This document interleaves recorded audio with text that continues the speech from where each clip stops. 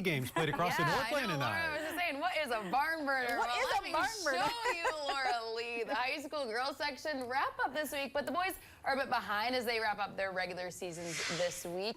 And tonight's regular season finale would take place up I-35 with two teams who saw each other much earlier in the season, featuring two Class A elites who may also see one another again after tonight. It's the Hibbing Chisholm Blue Jackets traveling from the range to take on the Cloquet Esco Lumberjacks. The team they saw couldn't conquer then, so could they get her done tonight?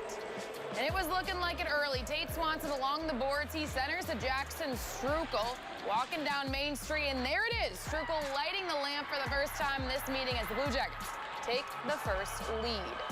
Hitting the 1-minute warning now, it's freshman Cole Swanson giving it to Ethan Sandoval. Puck bouncing out in front, but older brother Tate Swanson leading by example, cleaning up the loose change to make this a 2-0 hockey game after one.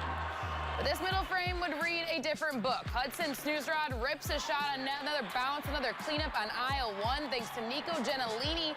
He cuts the lead in half, 2-1. And how about another one, Gentilini, where Daniel keeps his chunky peanut butter. That'll make a perfect PB&J after that equalizer. It's a barn burner, 2-2.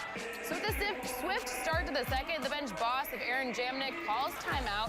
Shooting in this rink can get a bit gnarly at times, but whatever the boss drew up from any angle works. It's Johnny on the spot, Isaiah Hildenbrand, to rob back the lead for the Jackets, 3-2. And what do you know, the Jackets surely do get her done tonight with a 5-2 final. If I were to paint a playoff picture, these two teams would meet again.